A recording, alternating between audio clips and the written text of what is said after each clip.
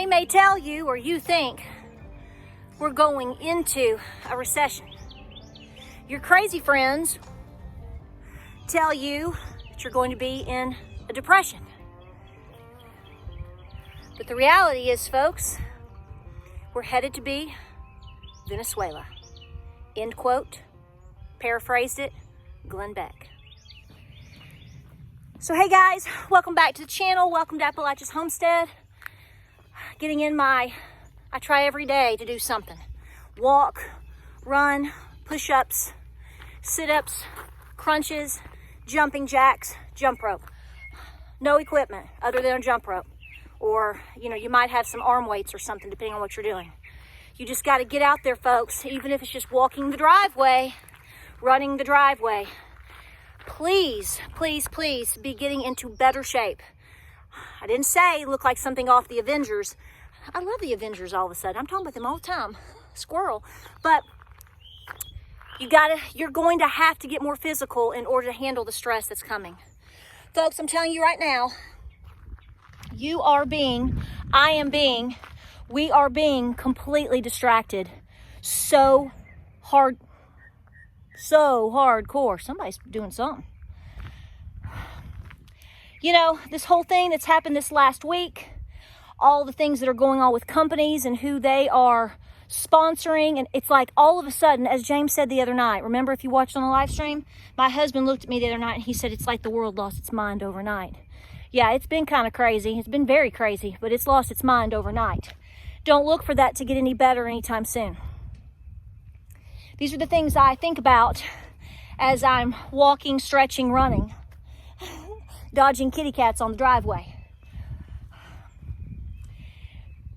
Do everything you can in your power right now to be getting what you can to bring home to your home, to put away in your pantry, to put away in your tool cabinet, in your medicine cabinet, whatever, okay? I encourage people to grow their gardens. I'm encouraging people to seed save. All of these things are important.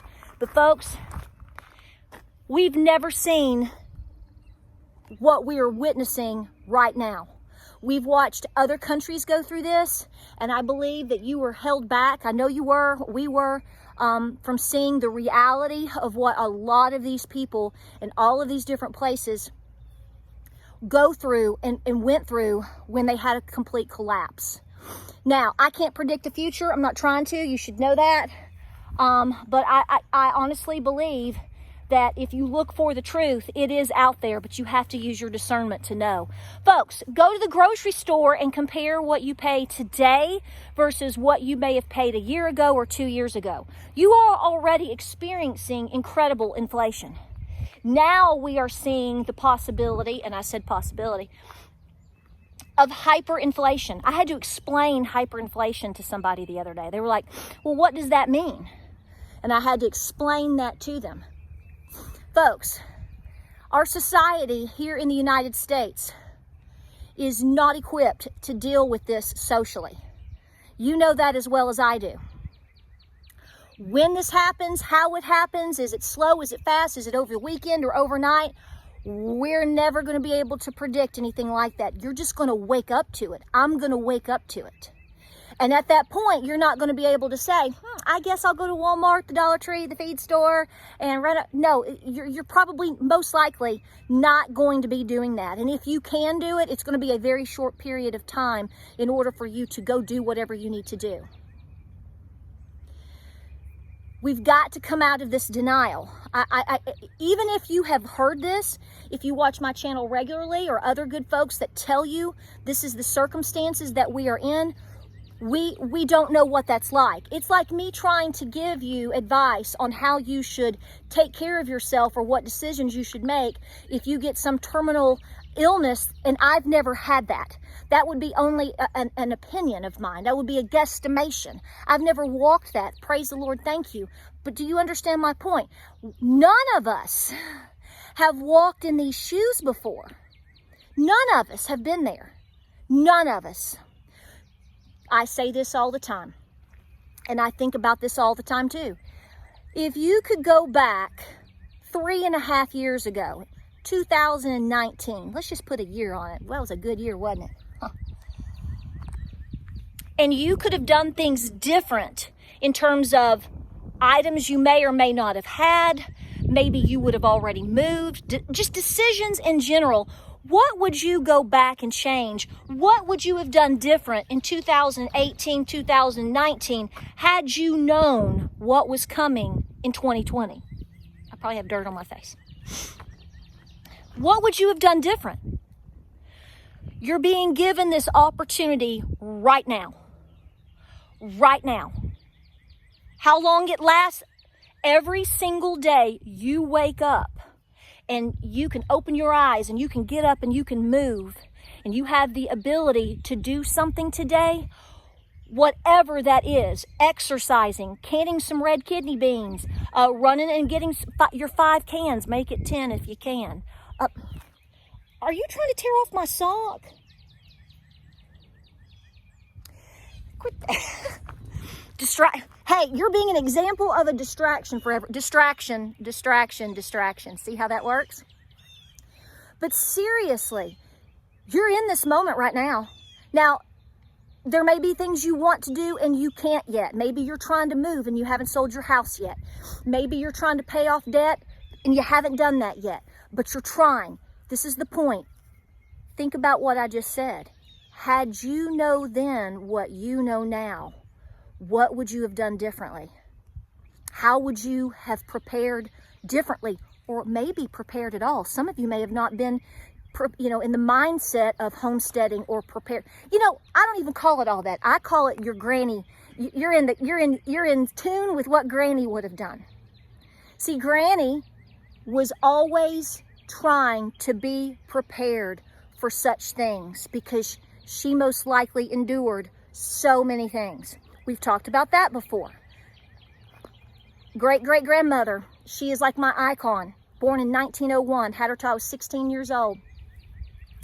Went through the pandemic of 1918, and we had numerous family members that died from that. So she experienced all of that. Married a man who went into World War I. Had a very difficult labor, so she ended up only having one child, one baby.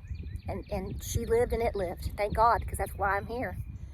Then she was a young mother throughout the entire Depression.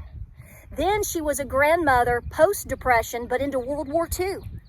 So and she lived to be in her 90s. My point is, these people endured these things because they were constantly, over their lifetime, they learned they have to do these things to be prepared. We call it preparedness. They called it just living and making it. That's what we're trying to do. What would you do different? Turn off the TV. I'm really disappointed to see that all of these things are happening. Lots of different things are happening, and you might see a sprinkle of it for a tidbit on a certain channel, because I actually like to turn them on just to see what they're talking about. I tell James, don't turn that crap on. I'm like, I just want to see what they're saying. I just want to see if they're still talking about what they were talking about 4 days ago, which, here's the thing. Are you talking about, think about this. So you're talking about 1 or 2 particular issues right now that are just ablaze, no pun intended. But are you still talking about what we were talking about maybe 6 months ago? No. Are you talking about inflation? Not so much. Are you talking about gas prices going up? Not so much. And they are. Gas here in Southeast Tennessee over the last week at some of the stations have gone up 40 cents in just the past couple. Not 5 cents or 10 cents, 40 cents. Are they taking advantage of that crisis for us, the people? Probably. But the point still stands. We're still having to pay these prices. We're still having the pain. And I think, and unfortunately, I have to say, I brace myself for saying this to you and for thinking it. But if it's like this right now, and the dollar continues to go down the toilet, and all of these other nations are saying, we don't need you. Yeah, to the left. Hey, USA, everything you own in a box to the left. Yeah, that's pretty much what they're saying. That's pretty much what they're saying. What are you doing to secure your home? What are you doing to secure who you are? Hard decisions are coming. Hard decisions are already being made. I read your comments. I see your emails. Folks, it is breathtaking to see how many people are saying, I lost my job today. My son-in-law lost his job today. Folks, it's happening, okay? I pray for a miracle every day. I pray for you every day. And I know God is in control, but we have a role in this. We are being tested to the highest degree right now. Just like this cat is testing me too. Do you have to be seen? Do you have to be seen, honey? You have to be seen, honey. Yes, you do. So guys, listen, what are you doing today? Make a plan every day. You're going to get up, you're going to drink some fresh water, you're going to stretch, and you're going to walk or run or just do something. Just do something. Do something. You're going to pray and find at least one thing that you can do. I don't care what you're putting in your pantry and how you're doing it. The days of people making you feel like doo-doo squat, chicken squat, because you're not out here growing your own food is a bunch of malarkey. It's a bunch of malarkey. Right now, the focus should be backups for backups and backups. Plant your gardens. Do it. Have them in by Mother's Day. That's my goal. But the point is, don't expect anything other than what you can put into it, which means have the backups to be in line for you to be prepared for anything that comes your way. When life shifts and you have to start making quick, different decisions due to anything, job loss, sickness, family circumstances, social unrest, anything that could happen. I hate to tell you, these people that have this vision of the world is on fire everywhere else and it's not going to affect me and I'm just going to come out here and hoe my potatoes.